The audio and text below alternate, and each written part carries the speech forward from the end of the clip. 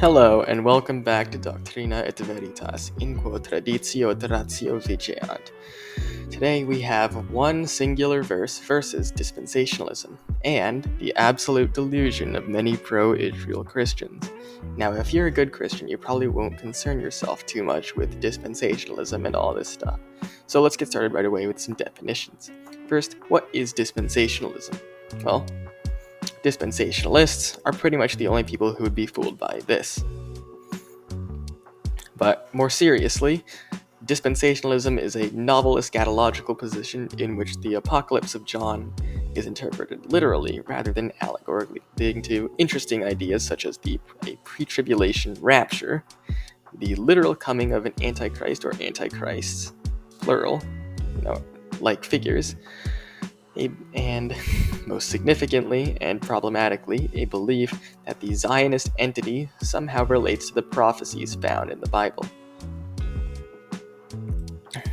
Beyond that, the distinguishing characteristic of dispensationalism is the idea of 7 unique dispensations of God's covenant, which are, to them, creation, conscience, both under Adam, human government under Noah and later on, promise under Abraham, the law under Moses and the Israelites, grace, the current one, under Jesus Christ, and the eternal kingdom, which will be founded upon Christ's return. So, because of this way of thinking, they believe that people who follow the old covenant of the law, that is, the Jews, are still, in a way, God's chosen people. And this idea, or this characteristic, will be the focus of this video. Well, then hang on. What do normal Christians believe, then? Because all of popular Christianity seems to believe this. Well, I'm glad you asked. I'll put up a diagram. These are the 4 major eschatological positions in Christianity today. So, dispensationalism did not historically exist in the church. It's a very new phenomenon. When Christianity was still illegal under Rome, the common view was post-tribulation premillennialism, which is essentially dispensationalism without the rapture. That's number 1 on the diagram. But after Christianity was made legal in Rome and became the norm in medieval Europe, the standard view largely changed to amillennialism, which is number 4 on the diagram, that there is no literal millennium and that the apocalypse is symbolic. And this is the view that the Holy Church takes to this day. Here's another way to visualize the different positions. Postmillennialism, which was number 3 on the previous diagram, it's the first one on this one, was also historically rejected, but interestingly is becoming more popular among Protestant circles, despite the fact that the magisterial Protestant reformers were mostly unanimously amillennial. The Church, the Catholic Church, holds that all views other than amillennialism cannot be safely taught, because as Jesus said, no one may know the hour, and teaching that we can know the hour will lead to a lot of false prophecy, as we see among dispensationalists today. If you've ever seen a crazy guy walking down the street screaming about the end of the world with Bible verses, he's probably a dispensationalist. And as well, no one has believed that the Jews are God's chosen people until very recently, except for the Jews themselves. So let's get into now why the dispensationalist view is wrong. This is the one verse I was talking about, which destroys the dispensationalist position. And that is Galatians chapter 3, verse 29. In the Douay Rheims it reads, "And if you be Christ's, then are you the seed of Abraham, heirs according to the promise."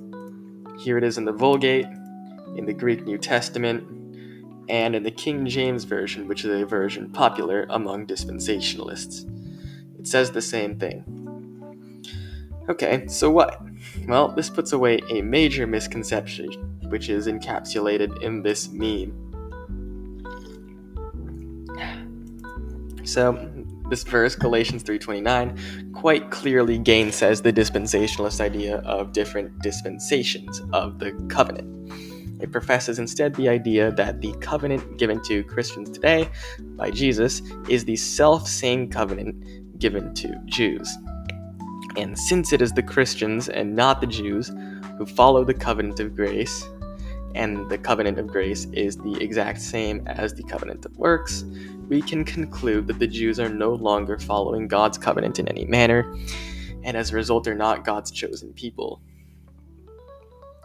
which we'll get into with more Bible verses.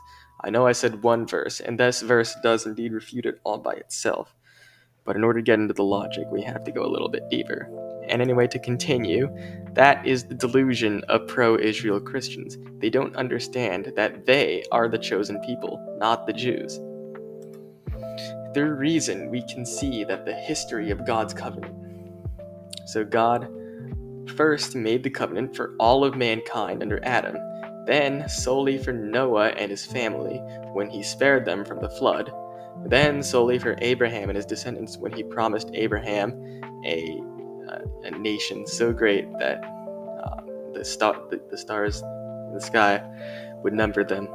Then he made the covenant solely for Moses and the Israelites at Mount Sinai following the Exodus. So, following this pattern, we can see that the covenant became more exclusive over time. So we can conclude that the new covenant is even more exclusive than the old covenant of the Mosaic law. And it includes solely Jews who have accepted Christ, that is, Christians. And according to Galatians 3:28 through 29, Christians are Jews. And now let's get into some other verses that I mentioned. That's just one verse. As Physics and Faith said in a previous video, you should have about 2 or 3 verses to back up doctrine. Doctrine on one verse which is really, really misleading and dangerous. You should have at least 2 or 3 verses, really. So, here we are. Let's get into the first one, the Gospel of Matthew, chapter 21, verses 42 through 45. Jesus saith to them, Have you never read in the Scriptures, the stone which the builders rejected, the same has become the head of the corner. By the Lord this has been done, and it is wonderful in our eyes. Therefore I say to you, that the kingdom of God shall be taken from you, and shall be given to a nation yielding the fruits thereof. And whosoever shall fall on the stone shall be broken. But on whomsoever it shall fall, it shall grind him to powder. And when the chief priests and Pharisees had heard his parable, they knew that he spoke of them. So, this is very interesting. We can see that Jesus is the cornerstone, and it has become the head of the corner.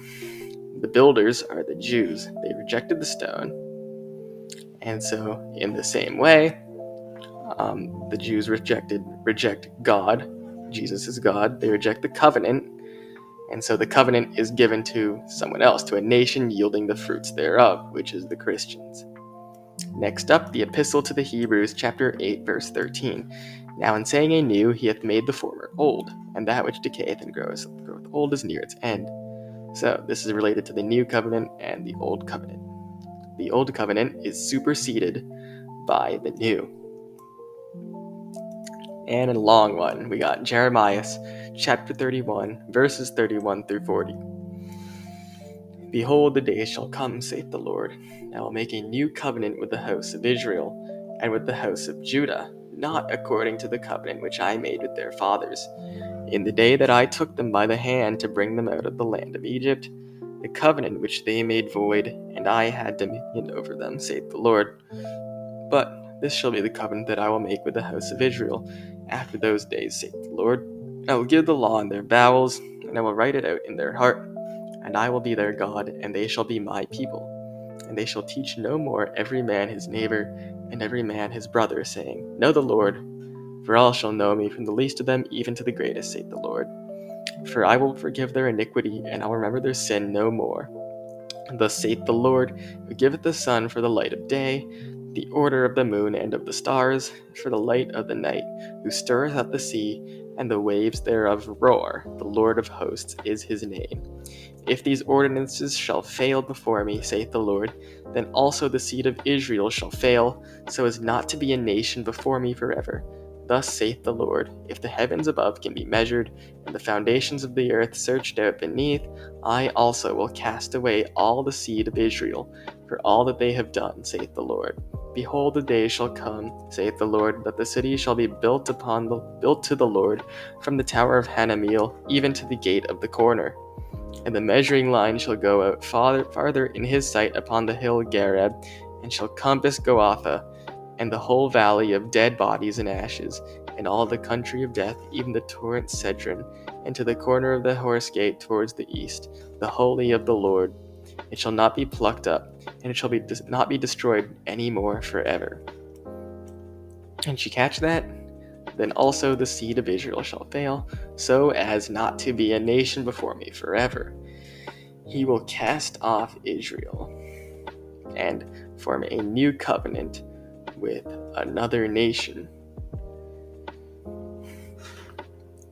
if they don't follow the covenant, which Israel did not follow the covenant, so they were cast off. That is what happened with the new covenant. Something to think about. But let's get into another big problem. The rapture, as you can see, with this decaying poster advertising the rapture that will supposedly come, will have come on October 28th, 1992. They have the verse right there, 1 Thessalonians 3:16 through 18.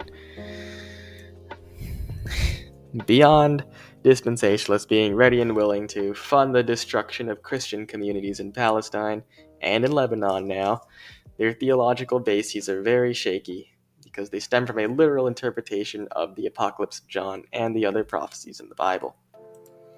The rapture simply will not happen. The verse right there, 1 Thessalonians 3:15 through 16. It's often used in support of the rapture, but I'll put it on screen. It actually professes the opposite of the rapture.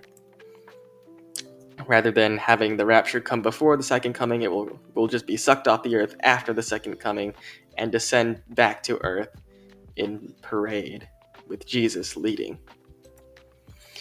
As well, all this prophecy about the rapture, the false prophecy about the rapture, leads many to apostasy, which is very dangerous. Now, I mentioned earlier that the church is officially amillennial. But wait, why be amillennial? Why are you a pessimist? Well, amillennialism is the only of the four eschatological positions that does not rely on prophecy to determine the time of Christ's return. It's not that we're pessimistic, we just see how so many of the premillennial and dispensationalist prophecies have failed, and people who believe these prophecies oftentimes losing their faith. As Jesus says, the hour will come as a thief in the night. See these verses. As such, we cannot use our sinful human reason to determine the date of God's return. We must simply watch.